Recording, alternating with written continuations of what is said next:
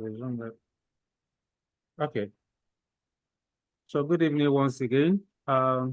Today is the first day for our online class for November 2024 diet.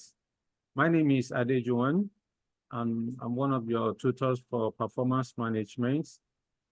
Myself and Mr. Shiwaju are the two strong team that will be taking you for the next 4 months on performance management. Please do well to ask me questions. If I'm too fast, let me know. If I'm too slow for your liking, let me know so that I can make adequate adjustments. All right. Please, if you are not talking, kindly mute yourself. I don't want any distraction in the class. I don't want a situation whereby when the lecture is ongoing and some people put on their speaker and then background noise and distraction. Please, let's guide against that. And let's be guided with the simple rules we just created together. Okay? All right then. So, as far as my own scope is concerned, I have about 11 topics that I'm supposed to take you. Again, we have shared the course outline. We have shared the course outline earlier today, I think either today or yesterday. So if you don't have the course outline, please go to the WhatsApp group, or maybe after today's class, you can request for it. I will reshare again. Okay. However, let me just list the 11 scope of the syllabus that I will be taking you for this period. Okay.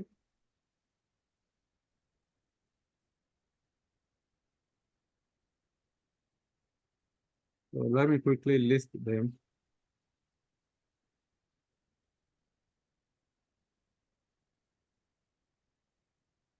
All right. The first topic that we are going to take is operating statements.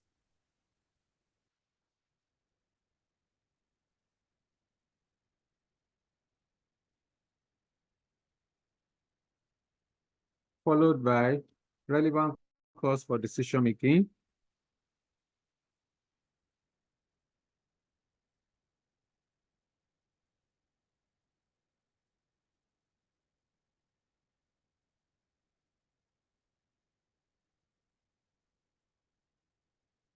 Then the third topic we are going to take immediately after relevant costing will be short-term decisions.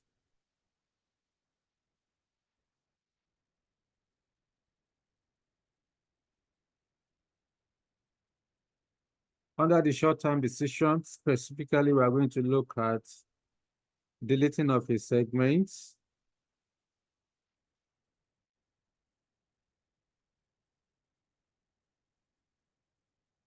we will look at make or buy decision,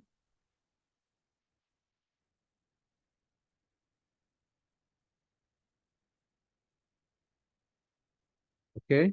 Then we also look at acceptance or rejection.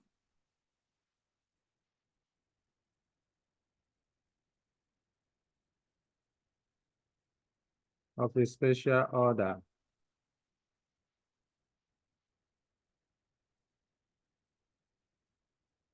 There are more than 3, but our focus area will be on these 3. Some of them are topic on their own.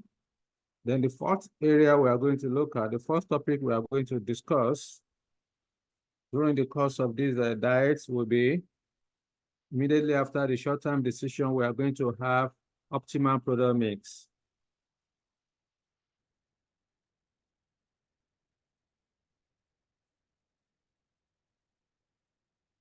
Decisions.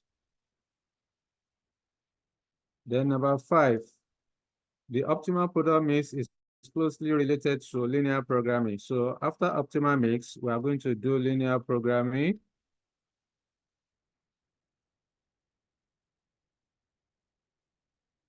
Then after linear programming, we consider cost volume profit analysis. Costs, volume, profits, analysis. Then after that, we are going to look at working capital management,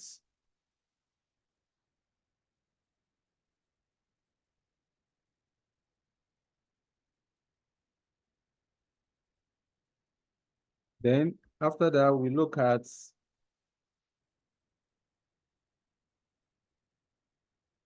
asset replacement decision.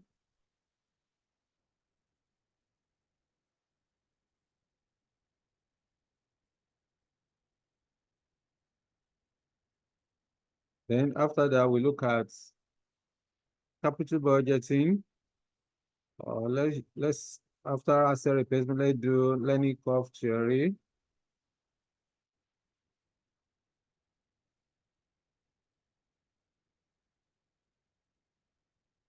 Then the second to the last topic that we are going to trace together will then be capital budgeting decision.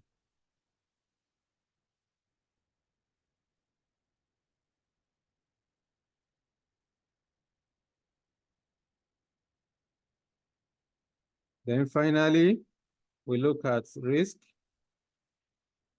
and uncertainty.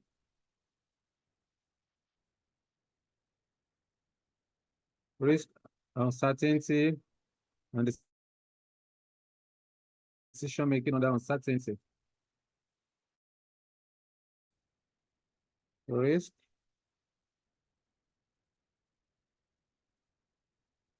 uncertainty, and decision making under uncertainty.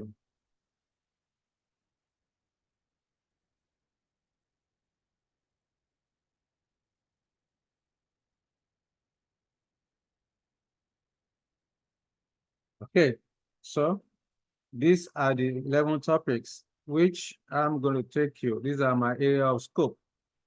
When you meet Mr. Shiwaju on Wednesday, by the grace of God, he will show you his own scope, just as I have done, even though you have it printed already and share with you. So let's pick it one by one. I will not do anything like overview. That is, run through all the topics that I've listed here to do the overview one after the other, but we don't have the luxury of time for online. So let's maximize the time that we have. So as a result, the first topic that we are going to start with will then be operating statements. So let's take it one after the other. So before we commence the lecture of the day, within the next 1 or 2 minutes, let me hear from you. Number one, I want to know if you can see what I've written on the screen. Then not only that, if you have any 1 or 2 questions for me before we proceed, let me know within the next 1 to 2 minutes.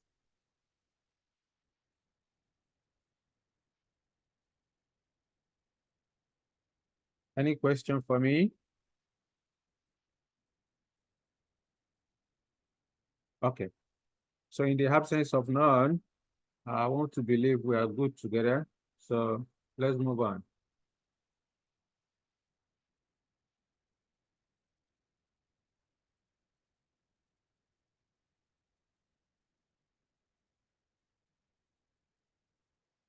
Operating statement.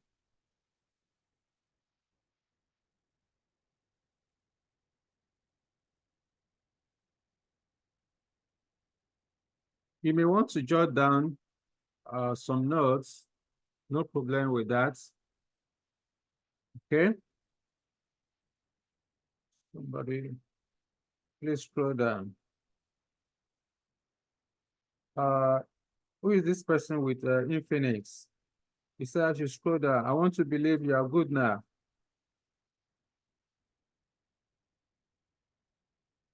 Yeah. Okay. So you may want to jot down what operating statement is all about.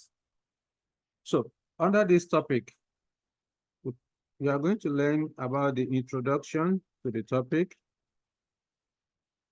That's our learning objective. After that, we talk about methods of presenting. Method of presenting income statements or operating statements.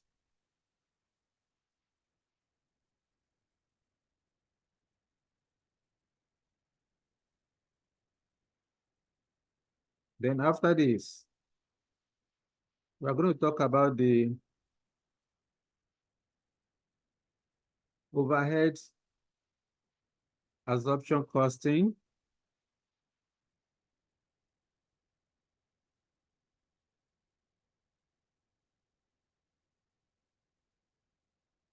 Okay.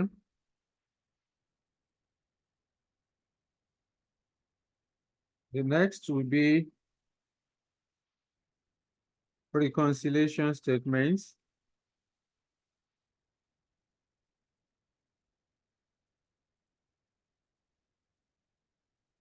Then finally, we are going to have illustrations.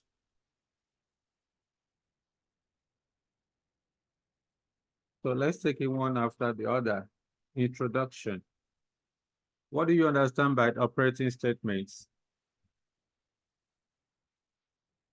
Operating statement represents, like I said, you already have the material with you. So I just want to talk through it. Or if you want me to open the material, okay, let me just, maybe I should stop sharing this and share the material with you. For those that do not have access to the material, let me stop sharing this.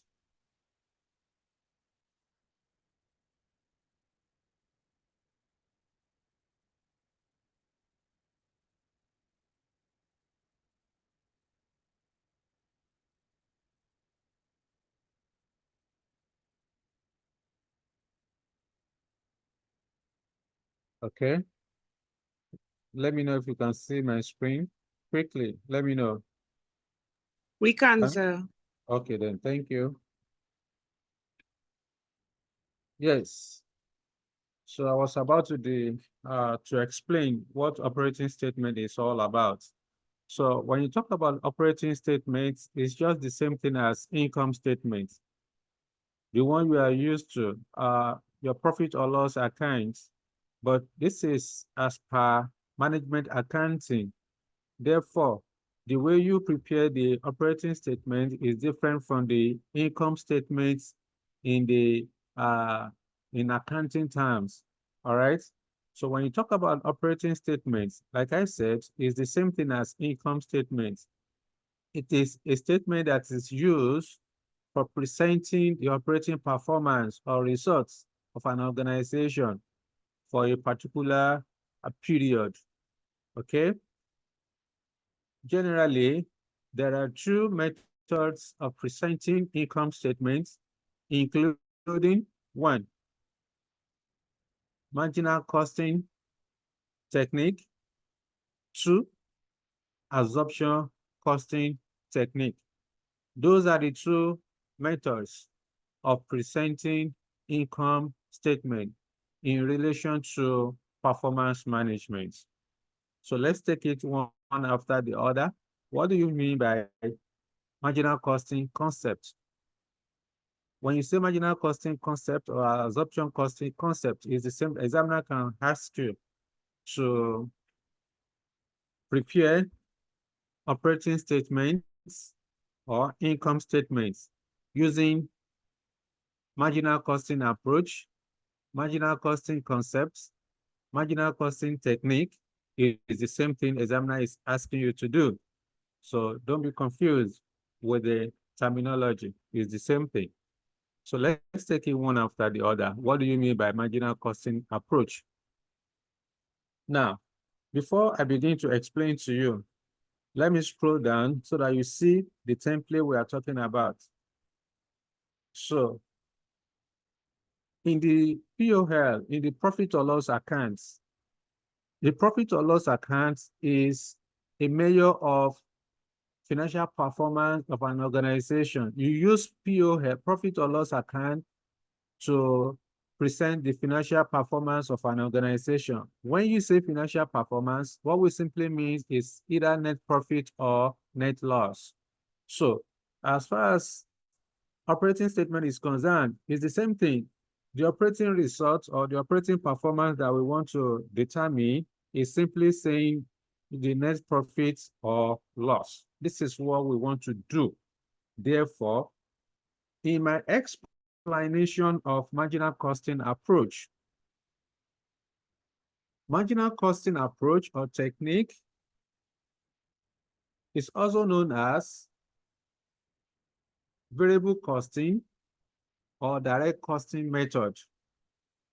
It is a costing approach that charged the total variable cost of production to the unit cost of a product. I repeat, the marginal costing approach is a technique or concept that charge all the total variable cost of production, including direct material, direct labor, direct expenses, and variable overheads to the unit cost of a product. For example, all of us in this class, we know what a marker is. When you want to determine the unit cost of a marker, or let's say your phone, if you want to determine the unit cost of a phone, when you are using marginal costing technique to do that, what you are supposed to consider as cost of your production should be all those costs that are directly related to the production of the phone or the marker, which include the direct material, direct labor, direct expenses, and variable overheads. Therefore, marginal costing approach is that accounting system in which variable costs are charged to cost units, and the fixed costs incurred during the period are written off fully from the aggregate contribution. I will explain to you what this simply means when we get to the format. So what this is saying is that as far as marginal costing approach is concerned, only costs that are variable, which is direct material, so much, direct labor, so much, direct expenses, and then variable production overhead. Only this will be charged to the unit cost of a product. That represents the total variable cost of production. I believe that is clear. Now, this definition also states further that marginal costing approach is an accounting system whereby the fixed costs incurred during the period are written off fully from the aggregate contribution. So what this is saying is that as far as marginal costing approach is concerned, you don't charge fixed production overhead as part of your production cost. Rather, the fixed production overhead should be written off fully. The fixed production overhead and other fixed costs incurred during the period should be deducted, should be written off fully from the aggregate contribution. Okay?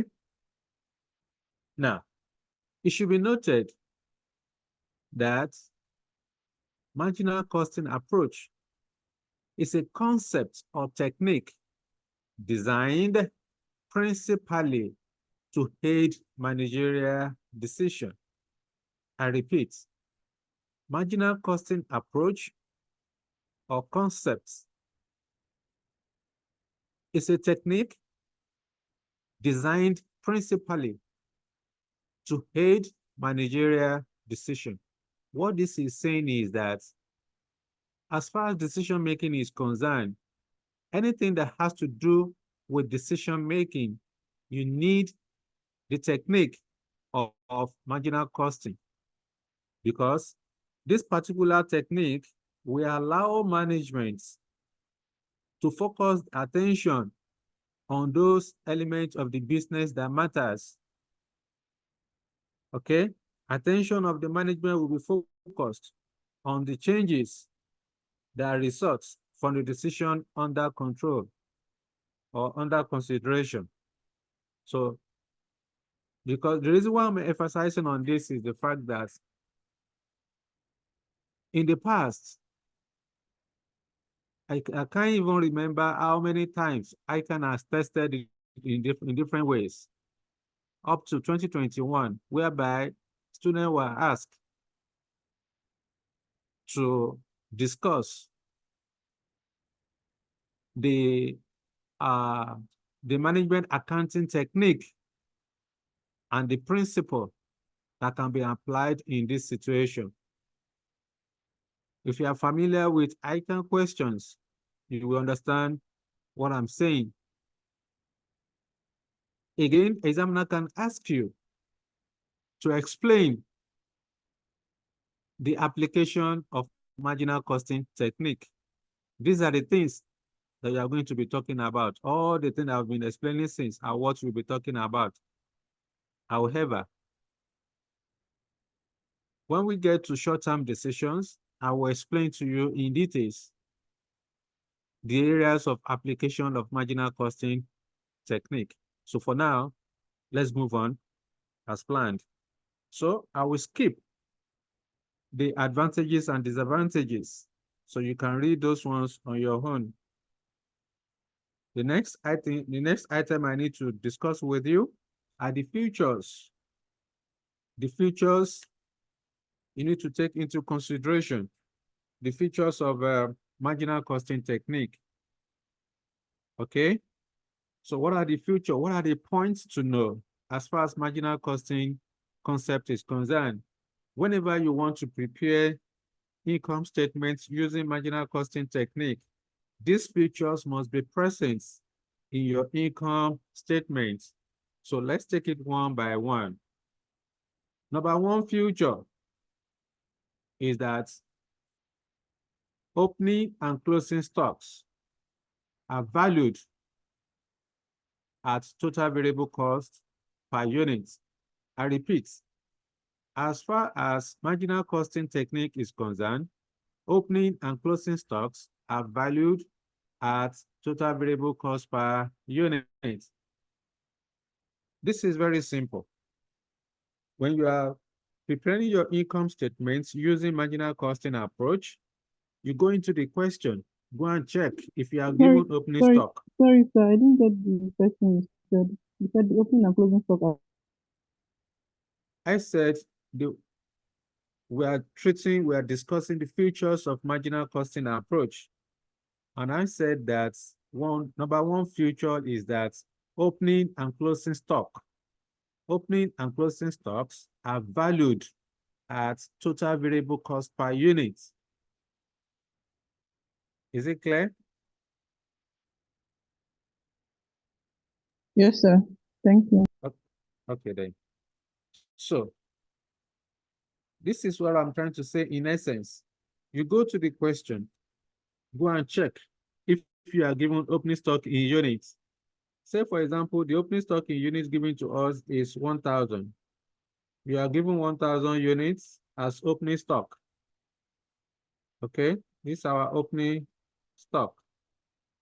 Now, this is what that is given to us. What I will then do is to go into the question to go and determine my total variable cost per unit. I will go to the question. Am I given direct material? If yes, I will add it. Am I given direct labor per unit? I will add. Do I have direct expenses in the question? I will add. Am I given variable production overhead? I will add the four of them together. That is what will give me the total variable cost per unit. Once I have the total variable cost per unit, from my formats, I will now multiply this 1,000 unit that is given to me as opening stock. I will multiply with whatever I have as my total variable cost per unit.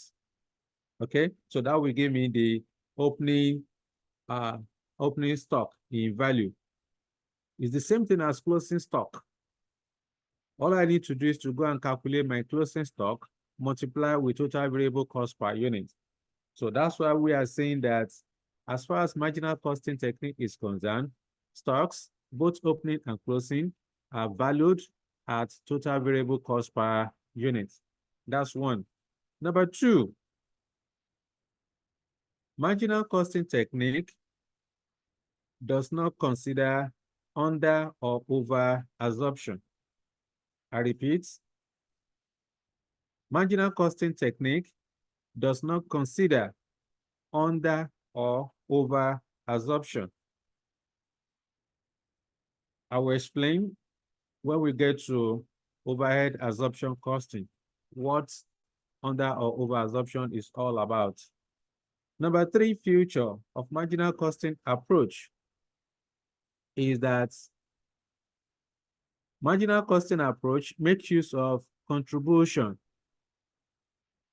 I repeat, number three, marginal costing approach makes use of contribution, unlike absorption costing approach that considers gross profits. I repeat, marginal costing approach makes use of contribution, unlike absorption costing technique that considers gross profits. Number four,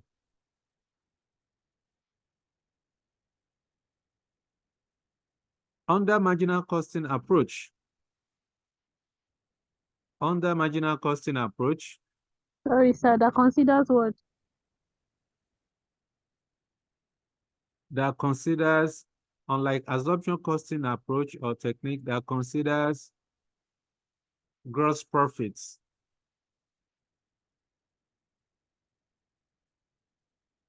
Number four, under marginal costing technique, fixed production overhead are not part of production cost.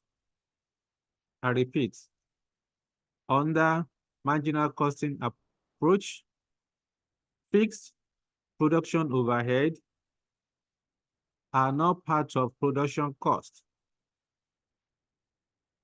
Rather, they are written off fully from the aggregate contribution. I will repeat again. Under marginal costing approach, fixed production overhead are not part of production cost. Rather, they are written off fully from the aggregate contribution.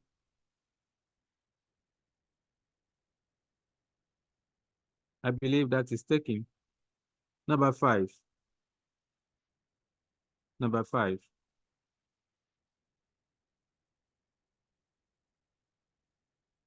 Under marginal costing technique, fixed costs are costs that have no sympathy for activity level. I repeat, under marginal costing technique, fixed costs are costs that have no sympathy for activity level. This means irrespective of level of production or activity level, fixed cost does not change. This means irrespective of the level of production or activity level, fixed cost does not change.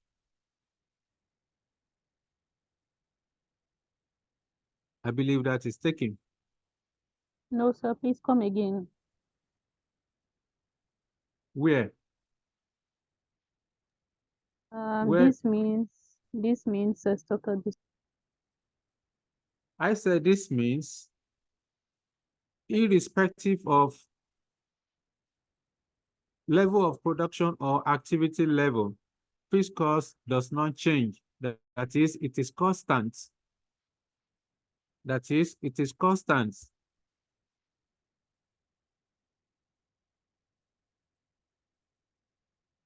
Okay, is it clear now?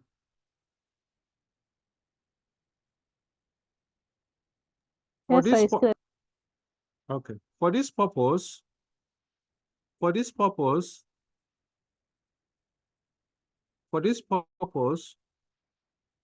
the fixed production overhead should be calculated.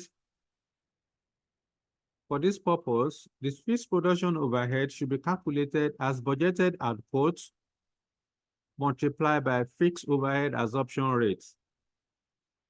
For this purpose, the fixed production overhead should be calculated as budgeted output multiplied by fixed overhead absorption rate.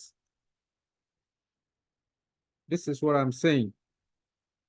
When you want to calculate your fixed production over, Calculated as what? I think you have the notes so that we can move forward. You have the notes. I'm just No, trying to be I'm the yet to first have day. the notes. I don't have the notes. Okay. Now, what I'm trying to say is that when you want to determine your fixed production overhead, you are expected to multiply the budgeted units with the fixed overhead absorption rates. Therefore, say for example, I want to calculate my fixed production overhead. If not given to me directly, I would then say budgeted output, okay, budgeted output or units multiplied by fixed overhead absorption rates. That's the formula you are going to use to calculate to determine your fixed production overhead. Okay? Now, at times in the question, examiner may give to you the fixed production overhead directly, and you may want to determine your fixed overhead absorption rates. Therefore, the fixed overhead absorption rates will then be calculated as the fixed production overhead divided by normal capacity or budgeted output divided by budgeted output or normal capacity. Okay, so that's why under marginal costing approach, fixed cost does not change. It is constant because it is based on budgeted output. Your budgeted output is your normal capacity. So that one is fixed. It's not going to change. It's not related to production. And that's why your fixed production overhead is constant for the relevant period. Okay, so these are the features you must take cognizance of as far as marginal costing approach is concerned. The next area we are going to discuss is the formats of preparing income statements using marginal costing approach. So let's talk about the formats of presenting income statements using marginal costing approach. Now, I don't need to rewrite this using my pen to do this since I already have it in this material. So let me just explain to you one after the other. Now, when you want to prepare the income statements, you are depending on the number of periods given to you in the question. As far as this format is concerned, our assumption is that we only have 1 year or 1 period. If that is the case, we are going to create 2 columns, one for credit side, then one for debit side. This is the credits, This is the debit side of your income statements. Now, the first item that you are going to consider is your revenue or sales. How am I going to get my revenue? Very simple. Go to the question, what's the number of units sold? Therefore, number of units sold multiplied by selling price per unit will give us the sales or revenue. Once I have that from my calculator, I will come and post. I repeat, to get my sales, you multiply the number of units sold with the selling price per unit. Once you have it done, then you post on the credit side. Immediately after the sales, the next thing you need to consider is production cost. When you want to Hello, determine sir. the, Please come again under the sales to get your sales. please, what's the name?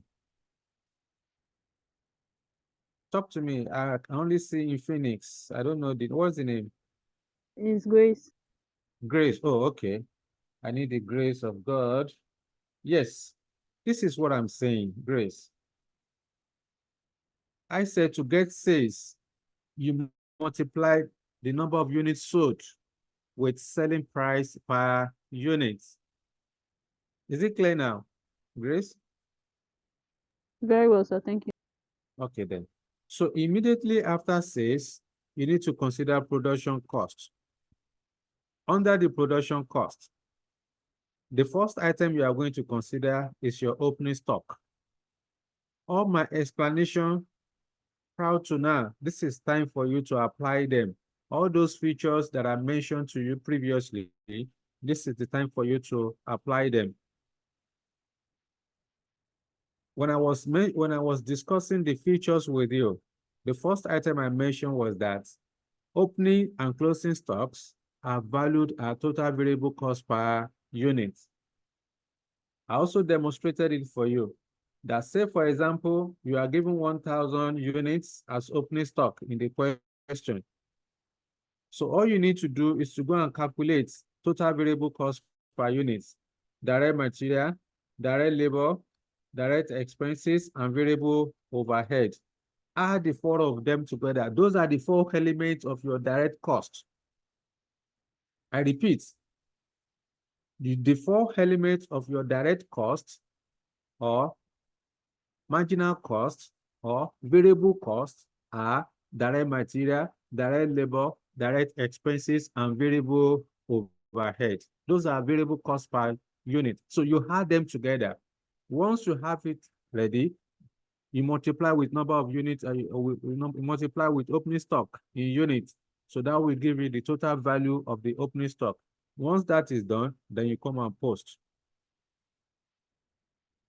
The next item is direct material. All the direct material I've explained above, again, you need to determine the total cost of the direct material. How am I going to get my direct material cost?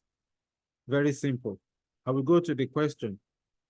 Whatever you want to do, remember what I said here, all these things must be based on actual units produced, except from the opening stock, the direct material, the direct labor, direct expenses, and variable overhead must be based on actual units produced for that period.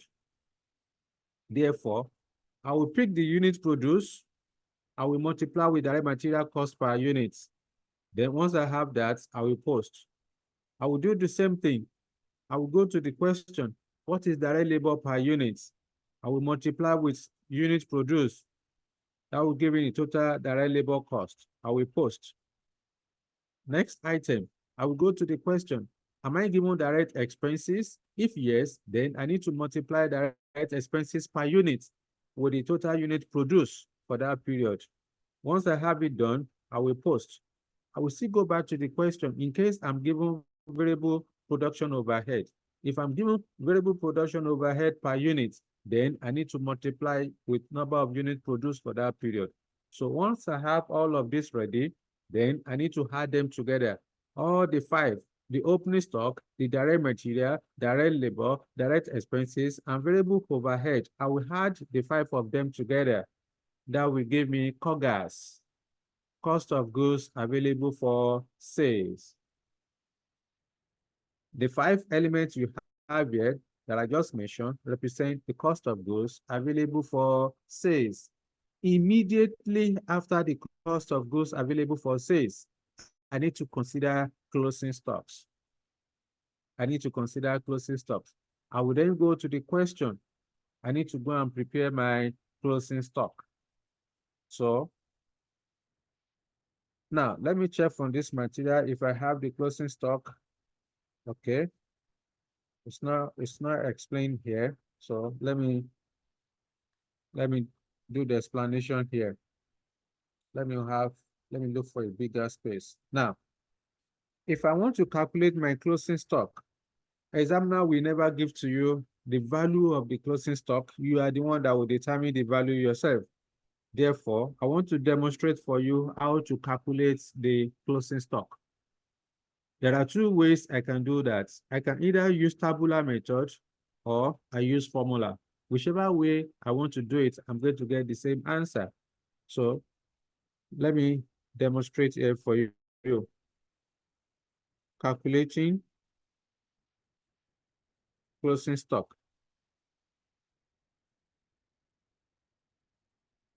Okay. If I want to use tabular method to get my closing stock, of course, everything on this table must be in units first. Therefore, I will go to the question. I will pick the opening stock.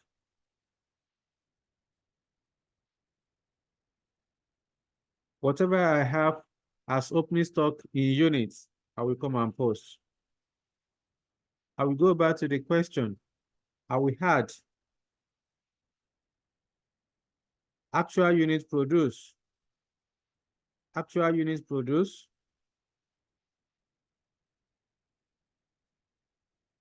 Okay, actual production for that period. I will add it. Then this will give me the total units available. Total units. So this will be total units. From this total unit or total output, from this total unit or output, I need to less. I will less units sold.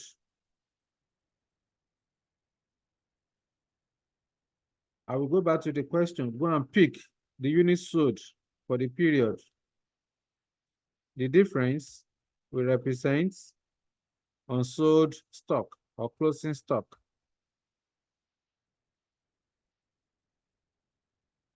So this is how to calculate closing stock in units.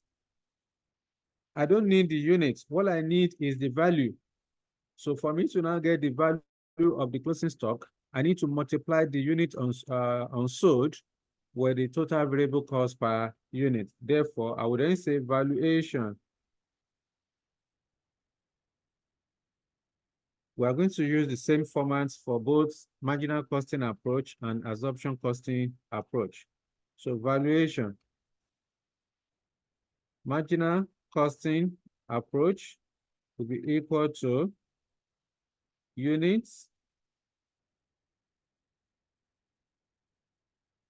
unsold units multiplied by total variable cost per unit.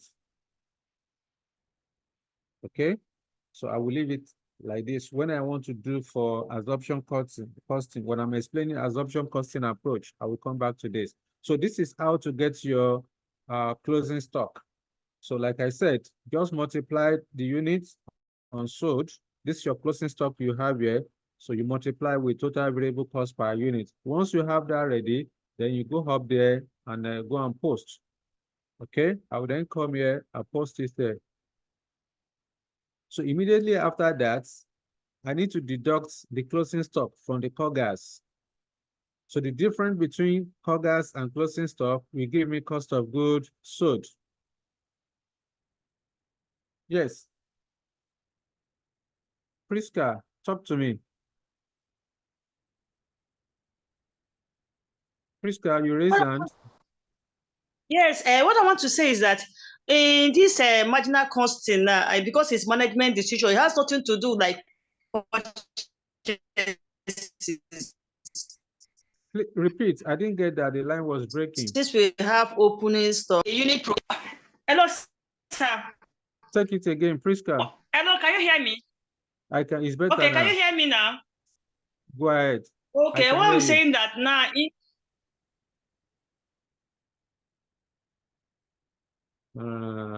okay, in this scenario now, like normal, it looks somehow statement you used to do before, like in finance, in a financial accounting. That means this one has nothing to do with purchases. No. Of course, purchases is just like your actual unit produce. But again, don't go into financial activity because so that you don't mix it together.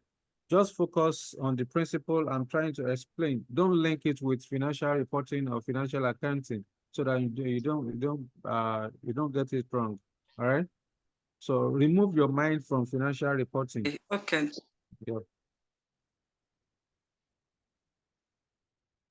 Okay. All right then. So when you deduct closing stock from COGS, you will get cost of goods sold.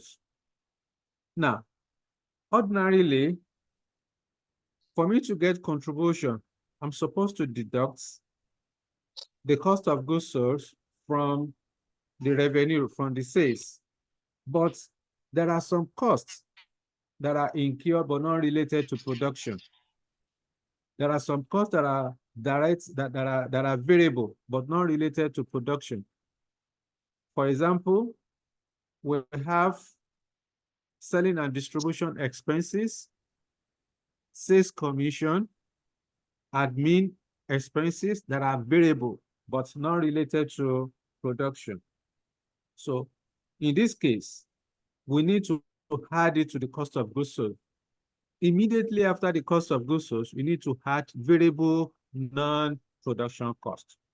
So like I explained, the variable non-production costs include the selling and distribution expenses,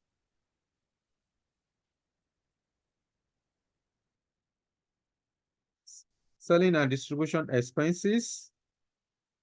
You can have sales commission.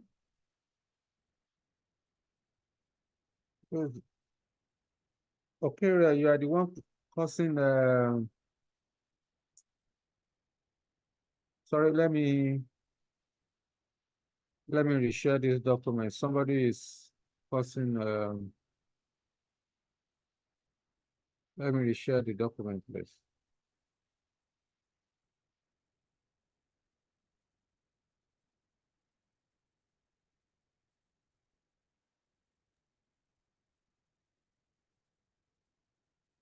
Okay.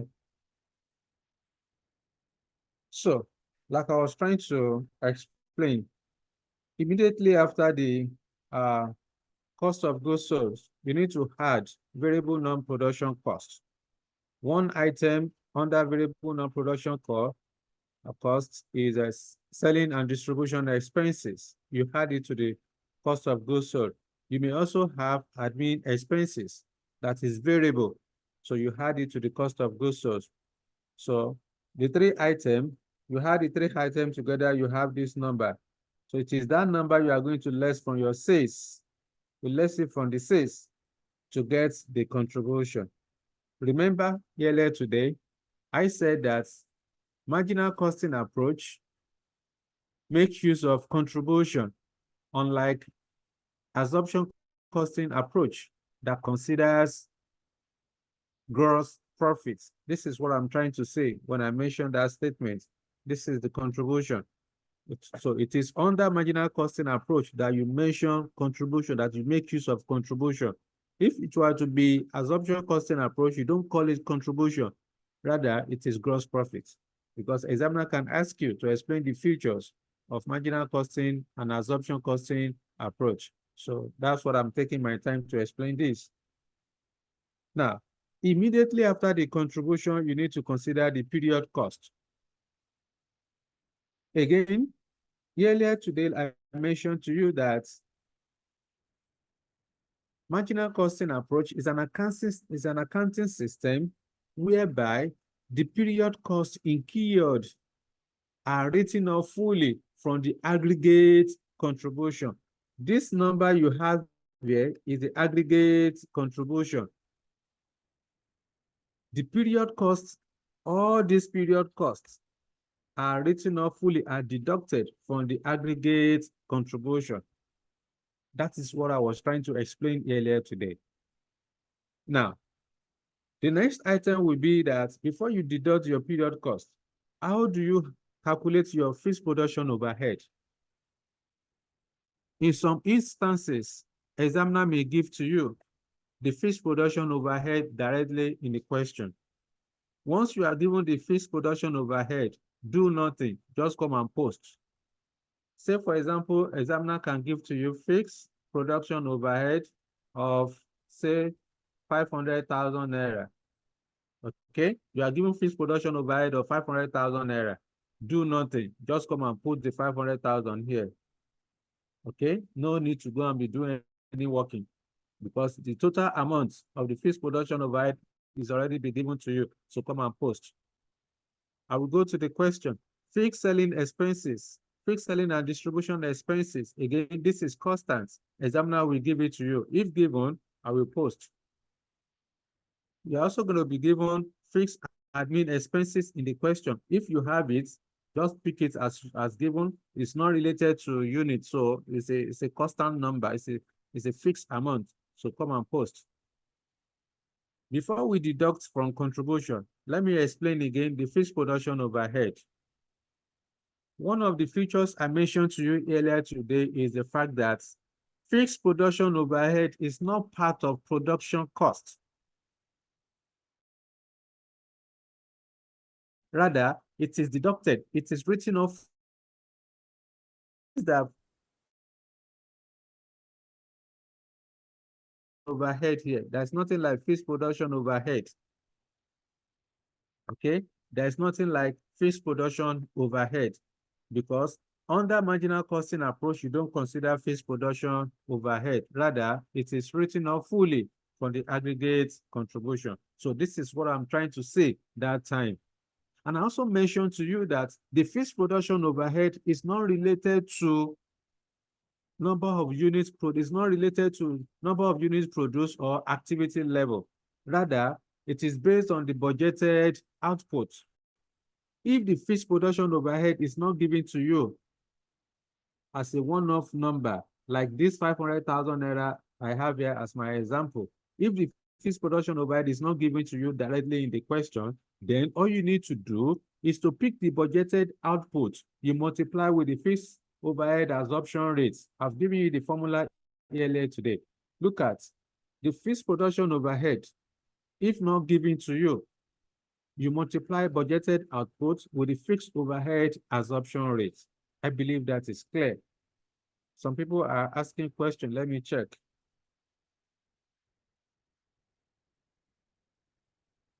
Scroll down. I've done that already. What is the meaning of? Okay, I think I've already explained that. I said FOAR is fixed overhead assumption rates. FPO is fixed production overhead. Okay, some people have already explained it. Thank you. Thank you. So let's move on. All right then. So once you have your total period cost, the total period costs are this number. You add these three together. Then you now deduct it from the contribution to have your profit before tax. Okay, you have the profits before tax. So from the profit before tax, you need to deduct income tax. How do you get your income tax? You go to the question, what's the company tax rate given? So you multiply the company tax rates with the profit before tax. The profit you have here, this profit you have here, you multiply company tax rate with it. So that will give you the income tax that you are going to pay. So the difference between profit before tax and the income tax will give you either net profit or net loss. So this is the format for calculating income, for presenting income statements using marginal costing approach. Okay, so all what I explained to you about the features, these are some of them. I gave you about 5 items, but you have 3 here. So that's a bonus for you. So these are the explanations as far as marginal costing approach is concerned. Before we move to absorption costing approach, please talk to me. Let me know if you have any question for me.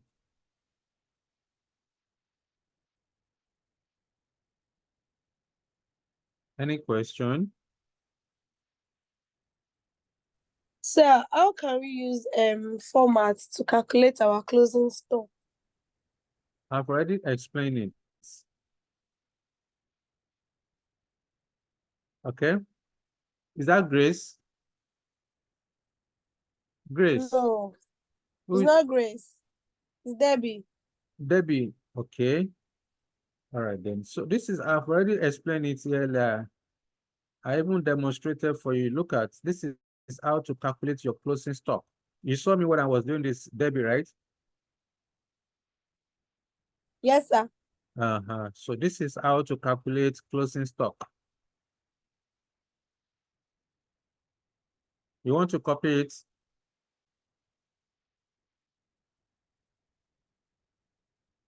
Debbie, you want to copy?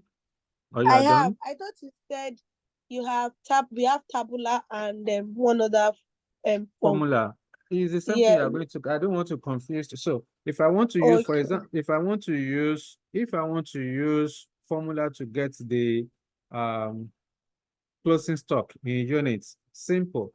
I will just say closing stock. I hope this space will contain it. I'll just say closing stock equal to opening stock plus actual outputs,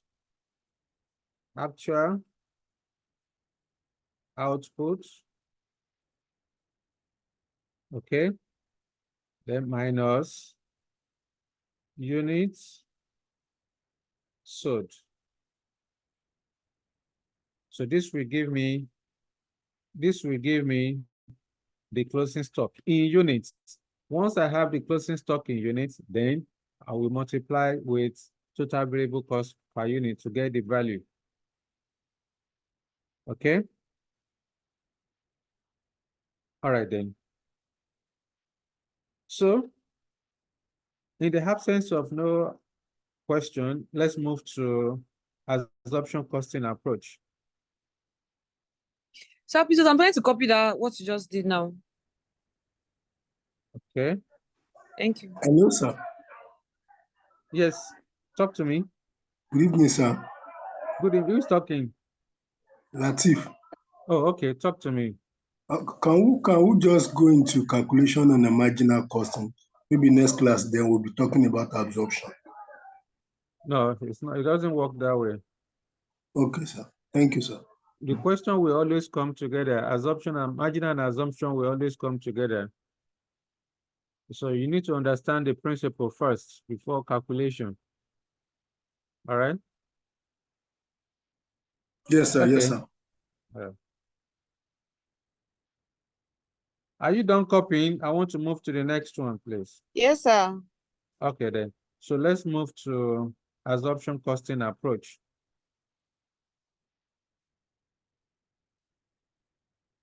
Absorption costing technique is also known as full costing or total costing method. I repeat, absorption costing approach is also known as full costing or total costing method. It is a technique that charges the total cost of production, including direct material, direct labor, direct expenses, variable overhead, and fixed production and fixed cost or fixed production overhead to the unit cost of a product. I repeat, marginal costing approach is a technique that charge the total production cost, including direct material, direct labor, direct expenses, variable overhead, and fixed overhead to the unit cost of a product.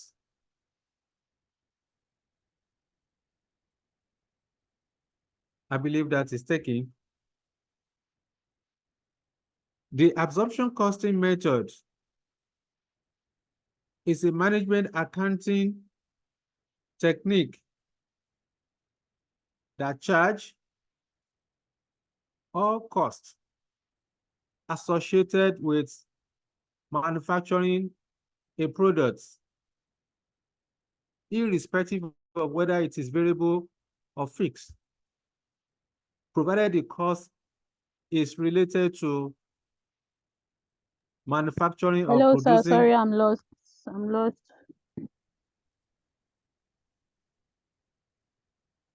Okay. You know, I'm taking it off Ed, so I don't know the. Anyways, You said what you I said marginal is a what, technique that's no worries. What I'm saying in essence is that the assumption costing method is a managerial or management accounting technique that charge all costs associated with manufacturing a product to the unit cost of a product, and is generally required for the purpose of GAAP. GAAP simply means generally accepted accounting principles. The marginal costing method is required for generally accepted accounting principle in external reporting. Okay, so, but what you need to know as far as the definition of absorption costing approach is concerned is that the absorption costing approach is a technique that charges the total cost of production, both variable and fixed cost of production, to the unit cost of a product. That's what you should know.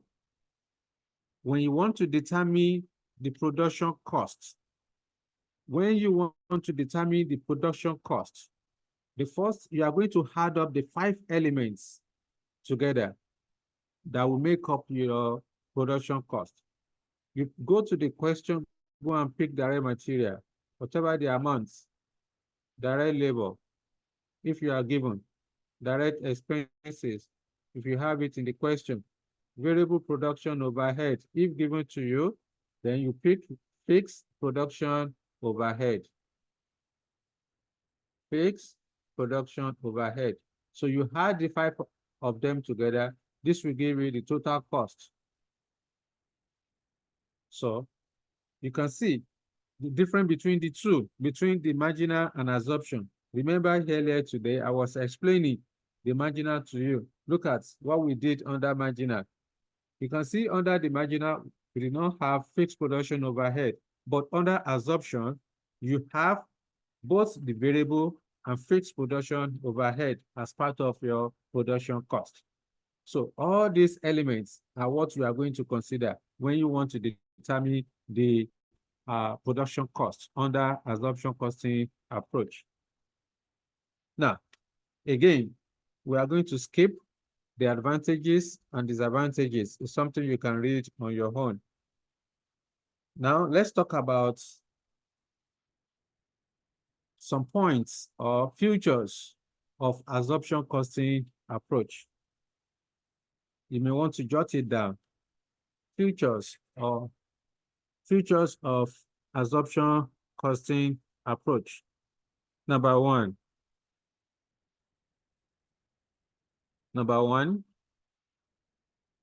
opening and closing stocks are valued at total cost per unit. I repeat, opening and closing stocks are valued at total cost per unit. Number 2,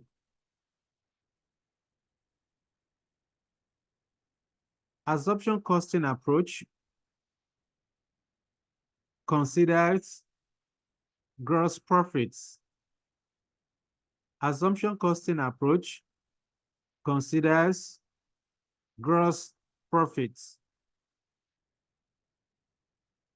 Unlike marginal costing concepts that uses contribution, unlike marginal costing concepts that uses contribution. I think that's number 2, right? Is it 2 or 3? Two, yeah. 2. 2. Okay, let's go to number 3. Under assumption costing approach,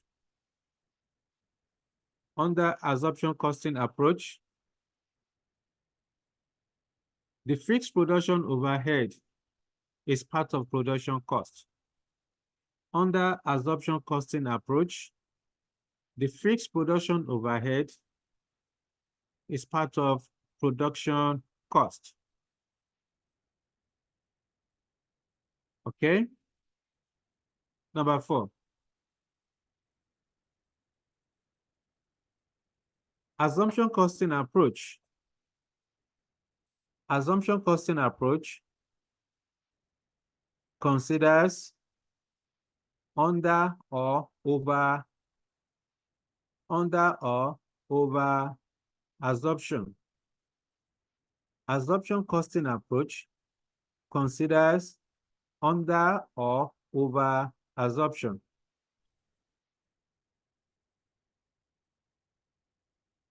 I believe that is taking. Okay, so those are some of the features of absorption costing approach.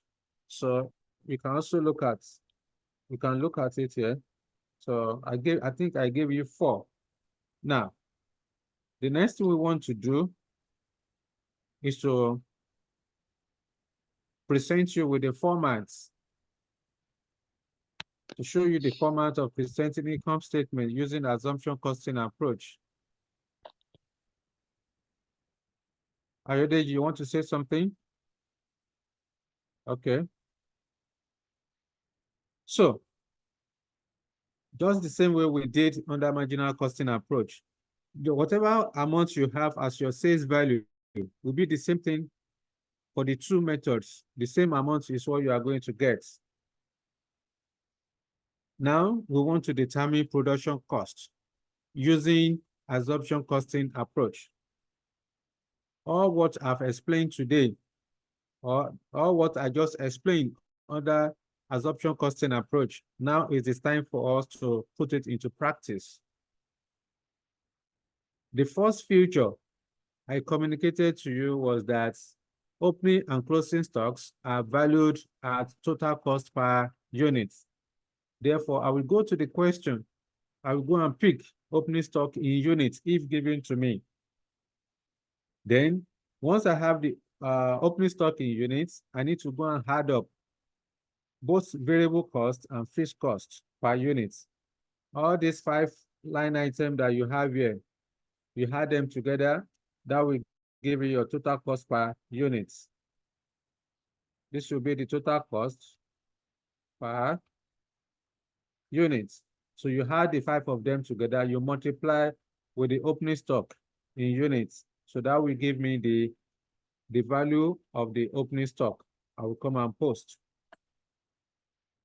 The same amount you have as direct material cost, direct labor cost, direct expenses, direct costs, direct expenses, variable overhead cost. Under marginal costing approach is the same amount that you are going to have here too. It's the same thing because it's the same number of units. It's the same price per unit that you are going to use. So they are going to be constant, the same thing. Now, in addition to all the variable costs, all these ones are the variable costs. All these are the variable costs. In addition to the variable costs, I need to add to the production cost the fixed production overhead. So as far as assumption costing method is concerned, fixed production overhead is part of production cost, and it is not fixed. So your fixed production overhead will change depending on the activity level. The more the company produce, the more fixed production overhead that will be incurred, and vice versa. So you can see here that this fixed production overhead is included under production cost.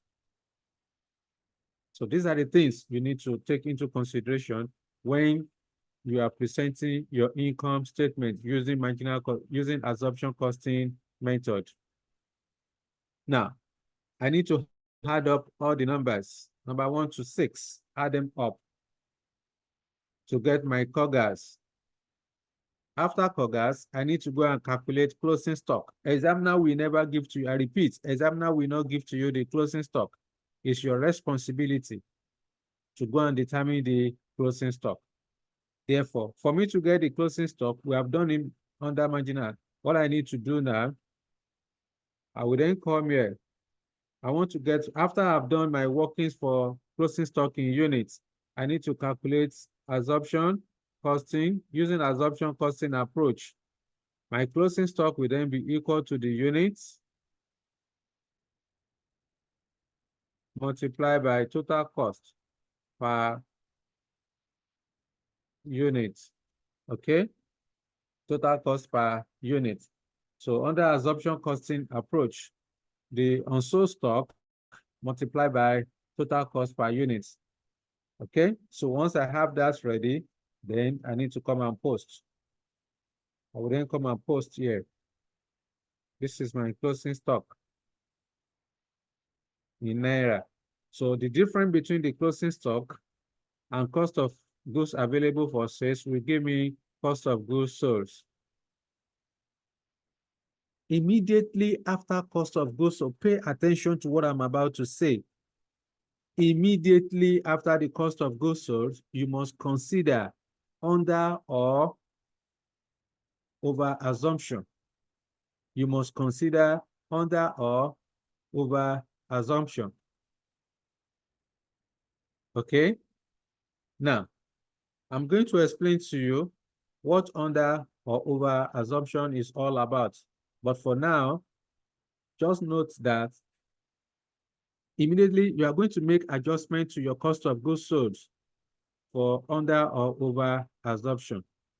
If your overhead assumption is under, you are going to less. But if your overhead assumption is over, you are going to add. I will explain to you later on. Now, whatever I have here as my cost of goods sold, if I have under overhead absorbed, I'm going to less from the cost of goods sold, then I will come and post. If I have overhead absorbed, I will add it to the cost of goods sold, then I will less from the sales. So the difference between this number and the sales value will give me gross profits. Earlier today, I mentioned to you that absorption costing concept considers gross profits, unlike marginal costing approach that uses contribution. This is what I'm trying to explain that time. Next, immediately after the gross profits, you must consider non-production cost. I repeat, immediately after gross profit, you must consider non-production cost. Any other cost, what I'm trying to say here is that any other cost that is not related to production must come under the non-production cost. You can have variable selling and distribution expenses. You can have fixed selling and distribution expenses. You can have admin, variable, or fixed selling expenses, provided it is not related to production. Okay? Any other cost that is not related to production will come under non-production cost. So whatever it is, I will come and I will add all of them together. I will add them together, then I will less from gross profit to have profit before tax. After profit before tax, I need to consider income tax. I will just multiply the company tax rates. I will multiply with the profit before tax for me to get income tax. Then the difference will give me either net profit or loss. Okay, so that is the formats for presenting income statements using absorption costing approach. The next thing we want to do now is to explain what overhead assumption costing is all about. I want to explain to you overhead assumption costing. You may want to jot it down because I'm not sure it's in this material. Okay, overhead assumption costing. Okay.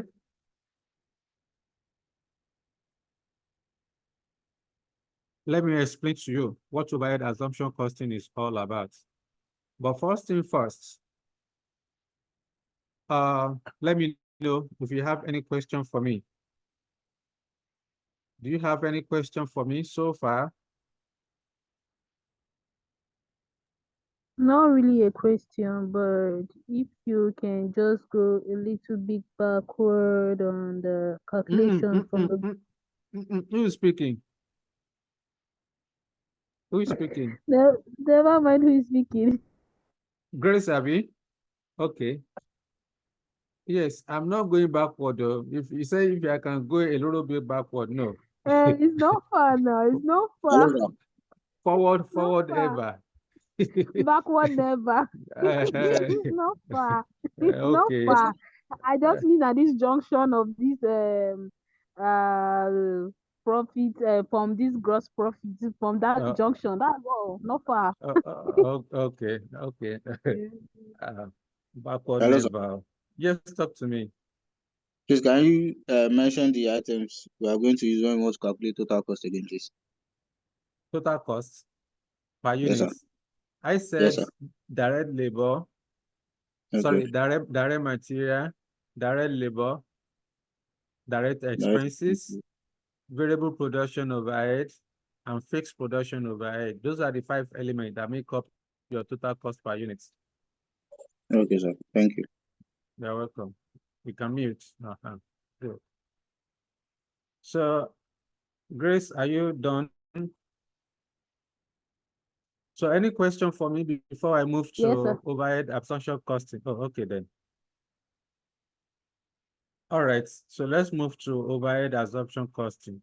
I want to explain, when I was explaining absorption costing methods, I mentioned under or over absorption. So I want to explain to you what under or over absorption is all about. Okay, so you may want to jot it down. You may want to jot it down.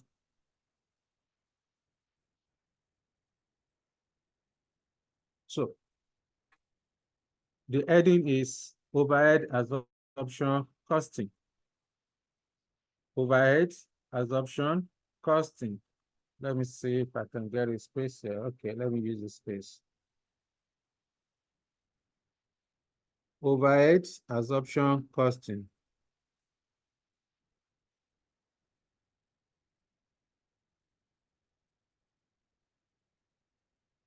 I want to explain what overhead costing is all about. So you are writing, please. You may want to jot it down.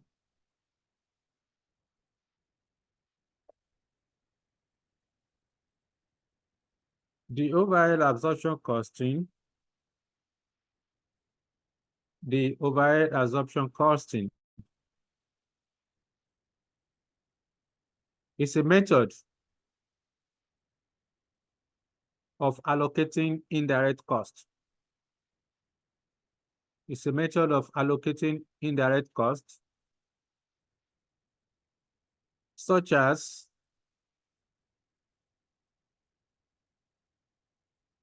rents, depreciation,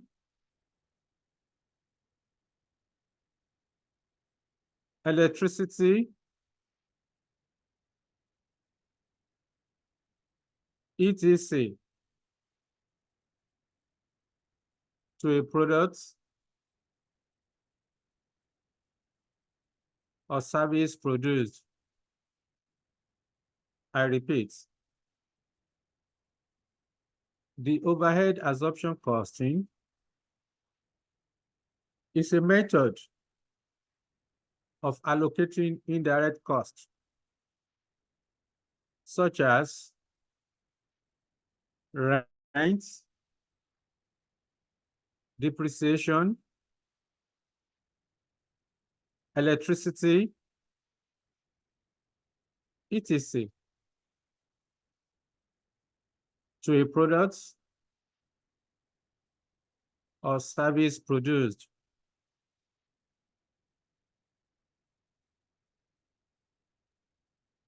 When the actual overhead incurred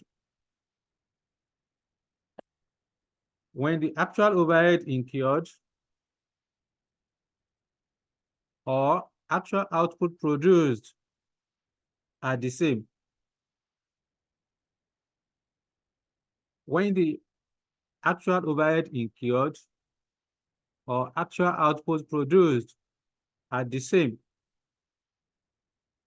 with the budgeted overhead or output. With the budgeted overhead or output. It means that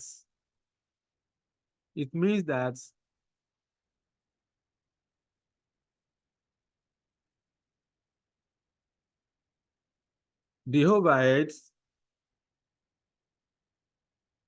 is correctly absorbed. It means that the overhead is correctly absorbed.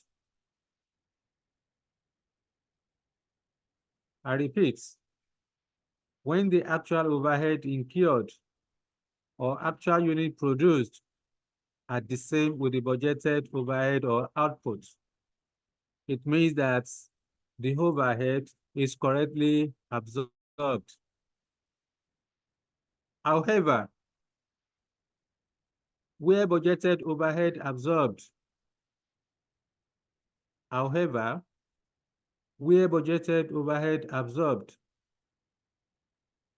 is different from the actual overhead incurred, this may result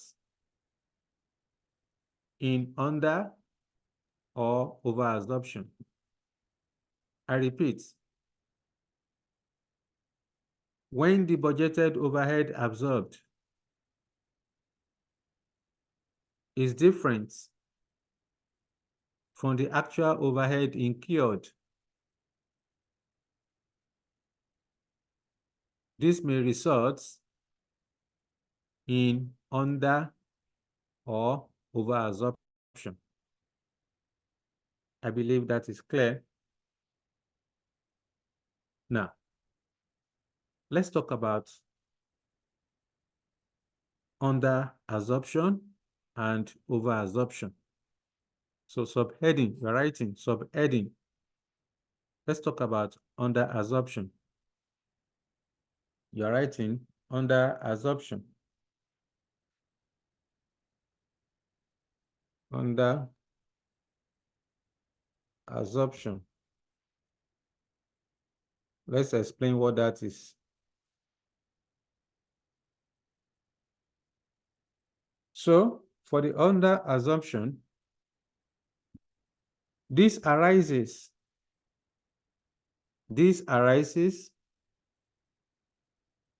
when budgeted overhead or output is less than the actual overhead incurred or unit produced. I repeat, under absorption arises when budgeted overhead or output is less than the overhead incurred or actual units produced. Full stop. When this happens,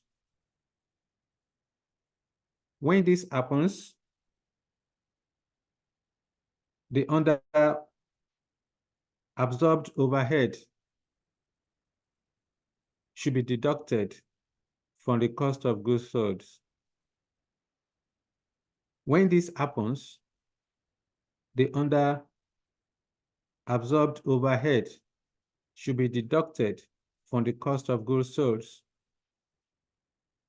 Chigozie, talk to me. Yes, sir. So, sir, sorry, I didn't get the part after where you said this arises when budgeted overhead and output is less than the overhead incurred or actual. I didn't get that part after. I said under absorption arises when budgeted overhead or output is less than the actual overhead incurred or actual unit produced. Is it clear now? Yes, sir. Thank you. Okay. You're welcome. In this case, the under absorbed overhead should be deducted from the cost of goods sold. So if it is under, you have to deduct it from the cost of goods sold. Now, this is what I'm saying. Under absorption, under absorption,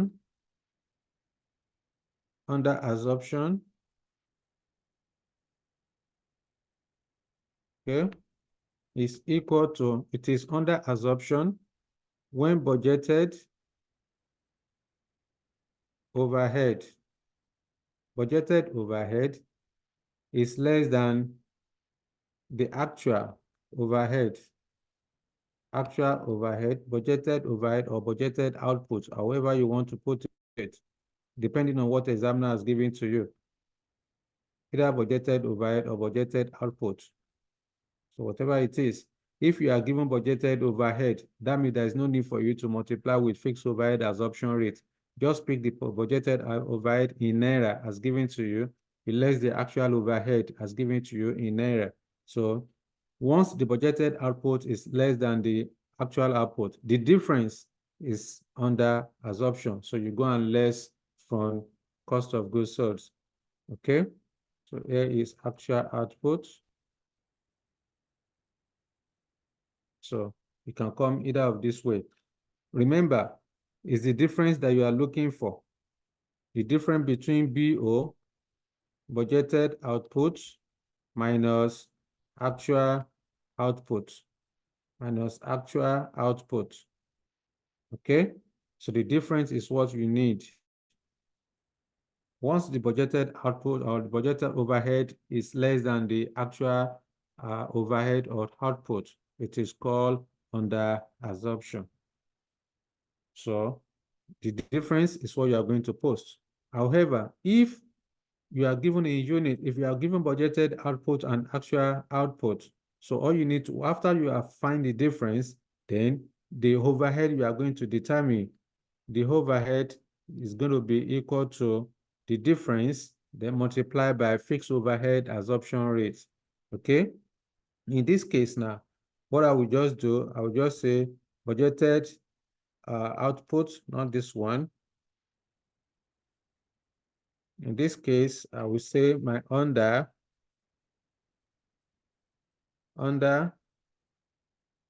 overhead absorbed. Under absorbed overhead would then be equal to the difference between budgeted output,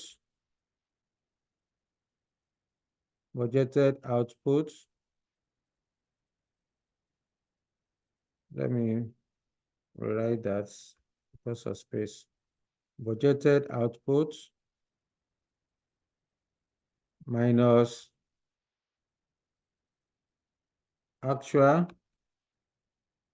output multiplied by fixed overhead absorption rate. Your fixed overhead absorption rate is your fixed production overhead per unit. Okay? The fixed overhead absorption rate is your fixed overhead per unit.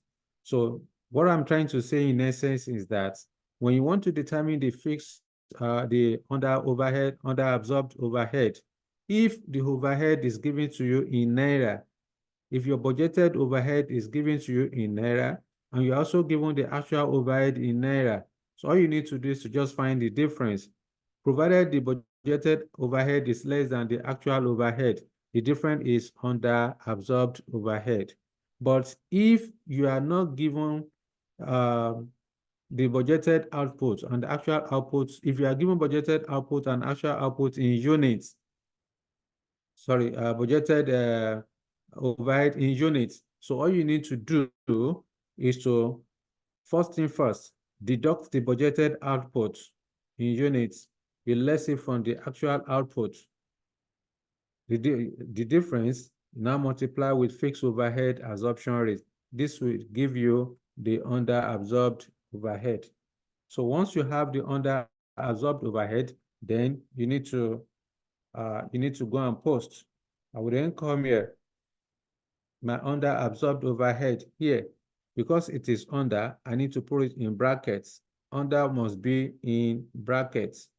Okay, so that's what I will do. Let's go back to the second one, which is your writing place. Over absorption. You're writing over absorption. We just talked about under absorption. So let's talk about over absorption here. If it is over absorption, what do you mean by over absorption and how do you treat it? So your writing place. We have a few minutes to close the class for today. This is 10, we still have enough time. That's good. That means we are moving faster. Okay then. So let's talk about over absorption. You are writing place. Over absorption. This arises, over absorption arises when the budgeted overhead, over assumption arises when the budgeted overhead or output, when the budgeted overhead or output is greater than the actual overhead incurred or actual unit produced. I will take it again. Over absorption occurs when the budgeted overhead or output is greater than the actual overhead incurred or actual unit produced. I believe that is taken. Under this situation, the difference or the overhead absorbed, the over-absorbed overhead should be added to the cost of goods sold. I repeat, under this situation, the difference or the overabsorbed overhead should be added to the cost of goods sold.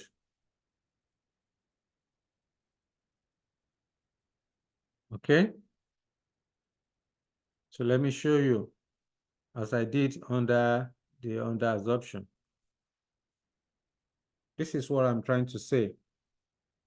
The overabsorption, if it is overabsorption, overabsorption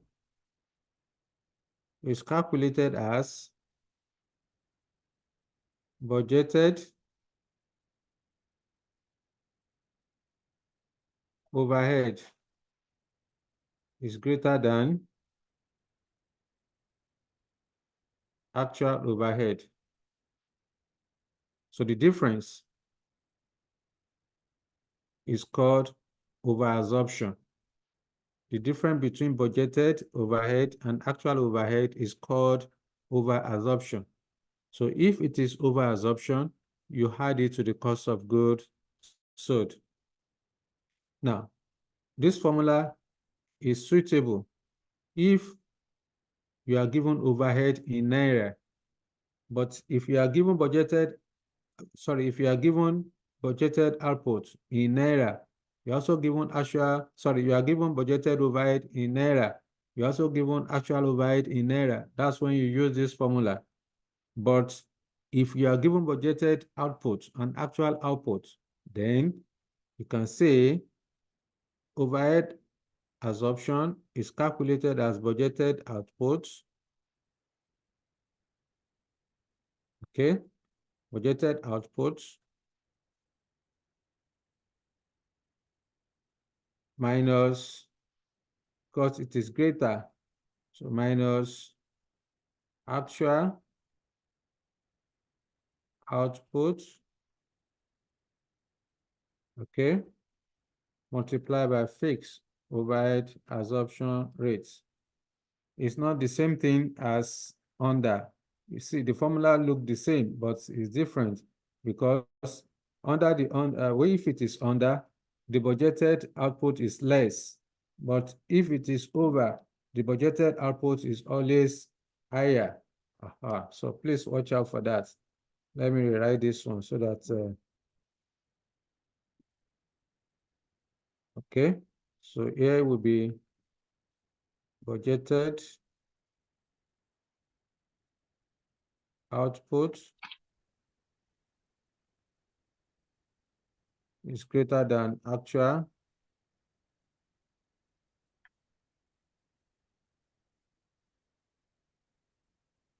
what's wrong with your pen? Is greater than actual output. Okay, so these are the things you need to consider. All right. So let me know. I've explained to you what under and over absorption is all about. And I've also shown you, demonstrated for you the formula, the required formula that you can use. So the next thing we need to do is to talk about the reconciliation statements. Okay, let's talk about reconciliation statement. I've given you this formula earlier today, the fixed overhead absorption rates. So you already have it. Now, let me know if you have any question for me before we move to reconciliation statement. After the reconciliation statement, then we call it a day. We can't, if we start a question, we can't complete it within the remaining hours. But we should be able to. But in any case, let me hear from you if you have any question for me before we proceed. So can I ask a question, sir? Please go ahead. Is there any reason why under absorption is deducted? Yes. The under absorption is deducted because what you plan to do is less than what you actually do, what you actually did. So as the difference is added to the cost of goods sold. Sorry, it's less from the cost of goods sold. Okay. So it's based on the actual versus what you plan to do at the beginning. You know, at the beginning of every year, you need to plan ahead the number of units that you are going to produce or the overhead you are going to incur for the whole year. So if what you are actually incurred during the period under consideration is less than what you budgeted for or greater than what you budgeted for, that is the essence, that is the reason why we have over absorption or under absorption. And also note that when you talk about overheads, overhead is the same thing as indirect cost. All the costs you incurred in your office, for example, the rents, the lighting, the electricity, the utilities, depreciation, any cost you incur to run the business within your office and all their overhead costs, which is the same thing as indirect cost. Okay. So what goes to that fixed production overhead is a budgeted overhead. No, under the absorption costing method, the fixed production overhead, of course, there are some of the overhead, like we mentioned the other time, all those rents and all of that, that is related when you are producing. Say, for example, you know, when you are into production process, you are going to use electricity, isn't it, for you to produce. The rent of the space you are using, you also incur it. The machine you are using to produce will also be depreciated. So all those costs, we now using absorption costing method, will be charged to the unit cost of the product using absorption costing approach. But if it were to be the marginal costing approach, only the direct cost of production will be considered. Okay, well, I'm just trying to reconcile why they are comparing budgeted and actual, that we are now adjusting for our cost. Yes, you can see when you say you budget, budgets cannot be the same thing as, except in rare case where what you budgeted for will be the same thing as actual. There will always be variance. The variance is what we are talking about here. There will always be difference between what you budgeted to achieve and what you actually achieve. All right. Okay.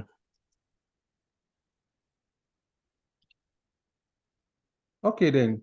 So lastly, let's talk about reconciliation statement before we close the class for today. If we still have about 45 minutes after, then we may have to look at a question. But today is the first lecture day, so no need to bombard you. Okay, then. Let's talk about reconciliation statement.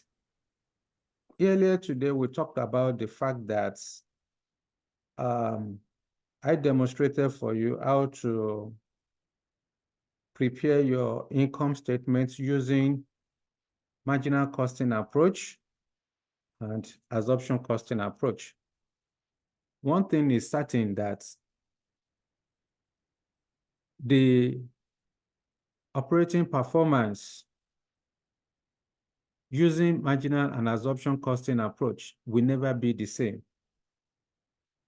I repeat, the net profit or loss under marginal costing approach and the net profit or loss under absorption costing approach will never be the same, except by accidents or is coincidental, because different methods are used to value stock. Therefore, you must know what is causing the variance between the two, the results of the two techniques. So on the day of your exam, if you are given question under operating statements, examiner may not ask you, to prepare a reconciliation statement, but it's important for you to do that because this particular topic is a self balancing kind of question, because once you prepare your reconciliation statement and the difference between profits and difference between stock valuation ties, that means what you have done is perfectly okay, correct. So you are assured that whatever the marks that have been awarded to that question, you get it 100%. Okay, so let's talk about the reconciliation statements and how to prepare it.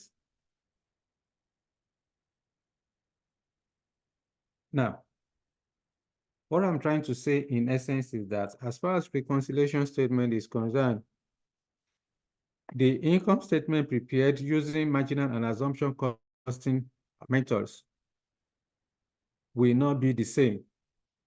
They are, both of them will result to conflicting results. I mean, conflicting performance. The two techniques will result to conflicting performance because the method of treating stocks under each method are different. The way marginal costing technique value stocks is different from the way absorption costing technique value stock. So what is really causing the difference is just that stock valuation. Because under marginal costing approach, opening and closing stocks are valued at total variable cost per unit.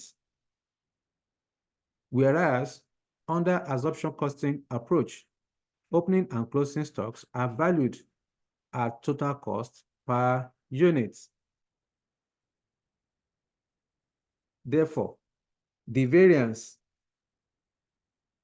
in net profits before tax, the variance in net profit before tax, not difference in net profit before tax, not difference in net profits, but net profit before tax. The difference in profit before tax is what you are going to consider. Then you pick profit before tax under absorption costing method. You pick profit before tax under marginal costing method. Whatever you have here, you less this guy, then you have the difference. So this will give a difference in profits. Okay? So now that you have found the difference in profit before tax for the two techniques, you need to go ahead and find difference in stock valuation for the two techniques. Therefore, to get the difference between stock valuation for the two techniques, you pick closing stock for absorption costing. You less the closing stock of marginal costing method. You keep the difference somewhere. Then you now go and find the difference in opening stocks for the two techniques. So the difference in opening stock, you less it from the difference in the closing stocks. At the end of the day, the difference in stock valuation and difference in profits must tie. If they are equal, that means what you have done is correct. So this is the format I have for you here. This is what I'm trying to explain to you. You go to the question, you go to your solution, where you have absorption costing method. Under absorption costing method, here is profit before tax. You pick this profit before tax to come and post. Post it there. Do the same thing for marginal costing approach. Go and pick profit before tax, not net profits, but profit before tax. Go and pick the profit before tax, then you find the difference. So that will give you a difference in profits.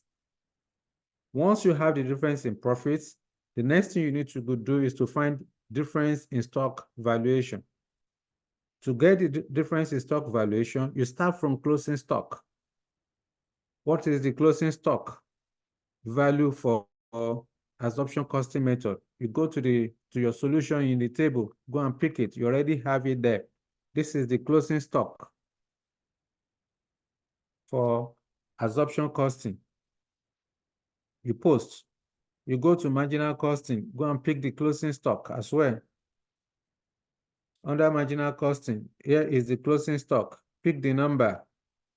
So find the difference. So that will give you the difference in closing stocks. So you keep it somewhere. This is it here. The difference is what you have here.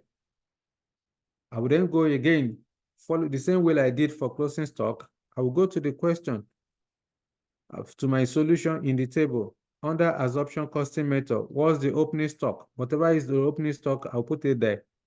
I'll go to the marginal costing table, the one I've calculated. I'll go and pick the opening stock.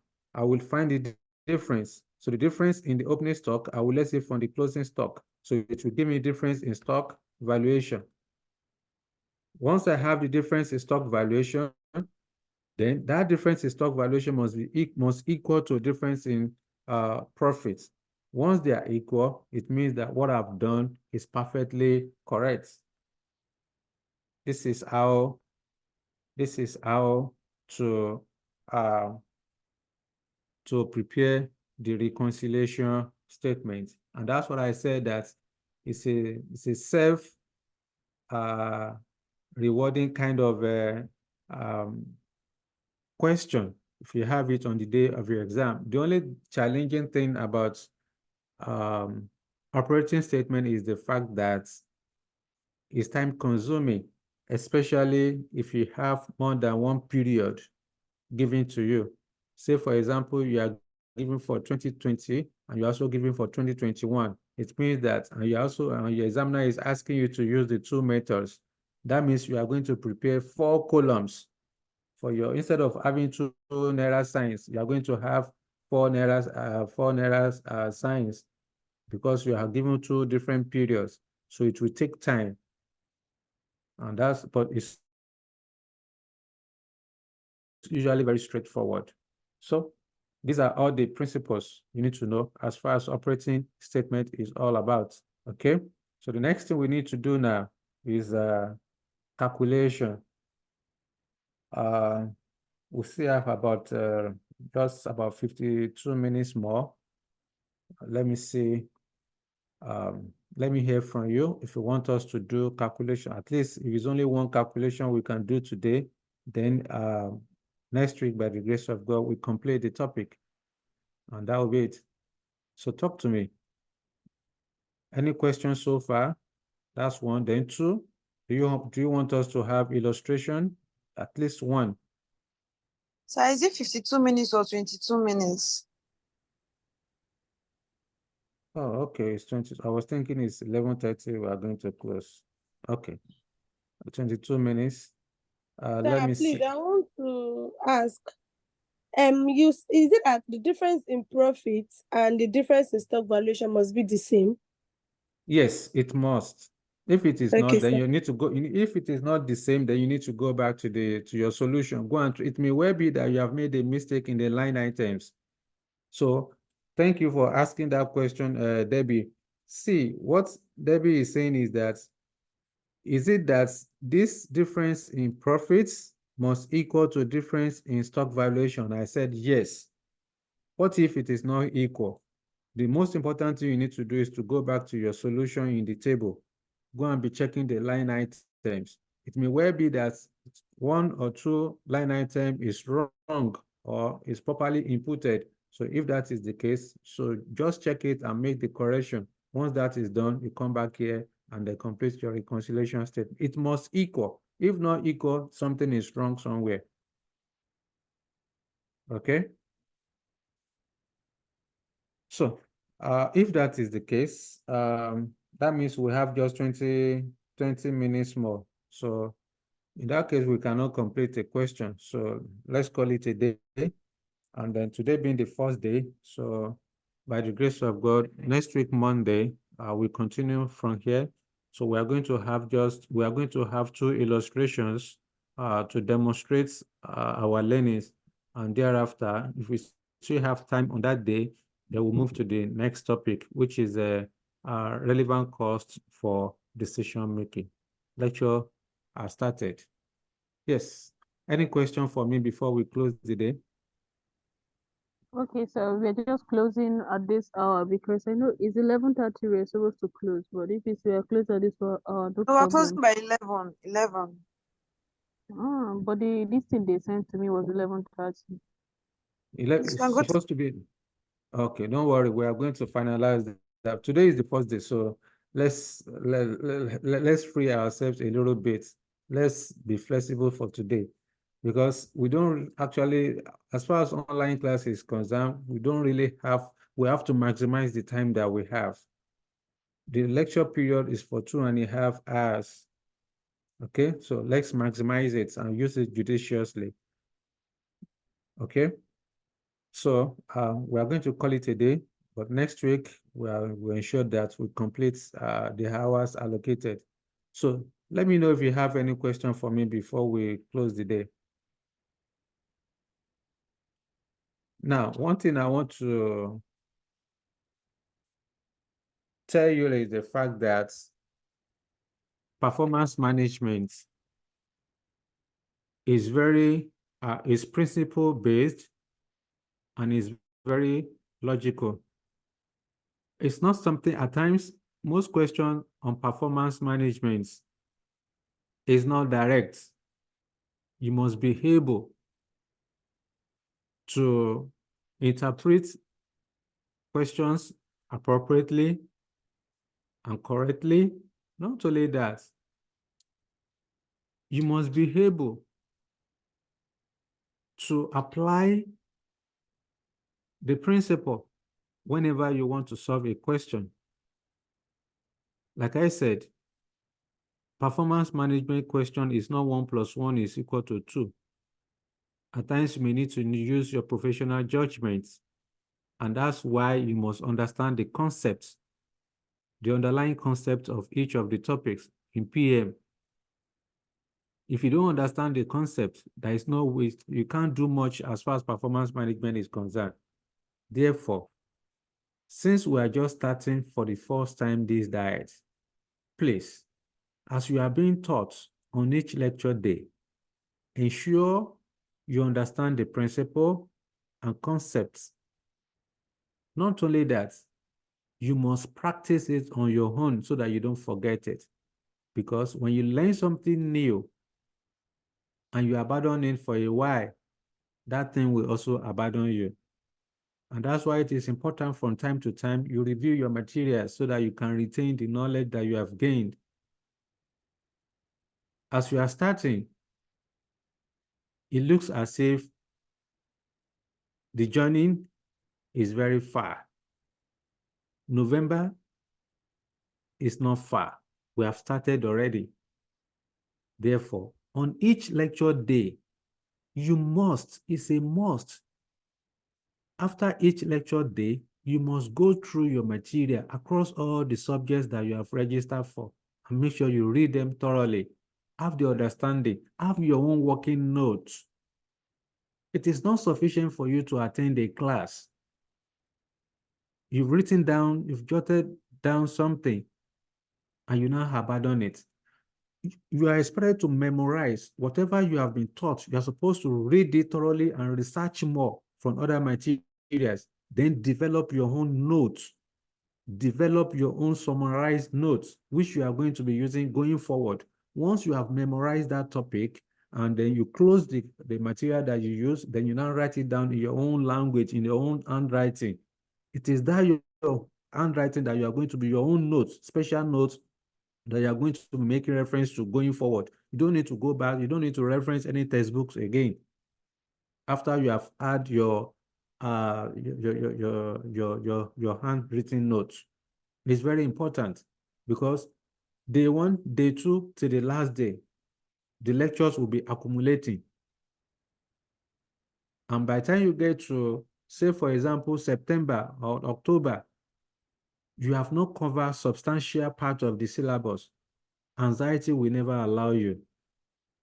So every day is important. Now that you have started your ICANN journey for this November diet, It's important for you to take it very seriously.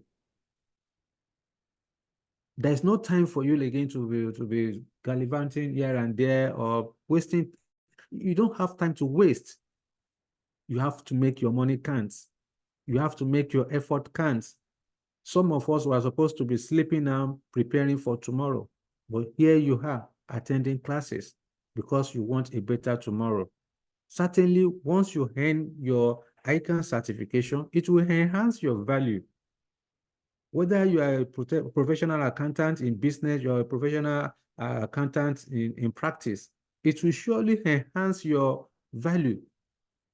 Please take everything very seriously. Whatever you are being taught across all the subjects, please take them very seriously. Don't read as if you're an average student. Read for excellence. Aim for excellence. Read as if you want to win prize. So that even if you don't get to win that prize, certainly you are going to pass. If you aim for 100% and you don't get it, that means you'll be close to that 100%. That is how it works. But if you are looking, if you are working for average, oh, I can't kill myself, let me just get 50% and move on. You can never get that. If you have that kind of a mindset, you can't get the 50%. That means there will be reference. Please, I beg of you, take it very seriously. I pray that God Almighty would make this journey very easy for you. Amen. We are going to be talking more. Yes, we are going to be talking more and more as we proceed in the diet. But for today, let's close the business. I will see you again next week, Monday, by the grace of God. However, Mr. Shiwaju, my colleague, will be with you on Wednesday. All right. Thank you, guys. I will see you next week by the grace of God. Good night. Thank you, sir. Good night, sir. Good night. Good Good night, everyone. Good night, everyone. Night, everybody. Good night, everyone. Good night. night. Good night. Good night. Good night.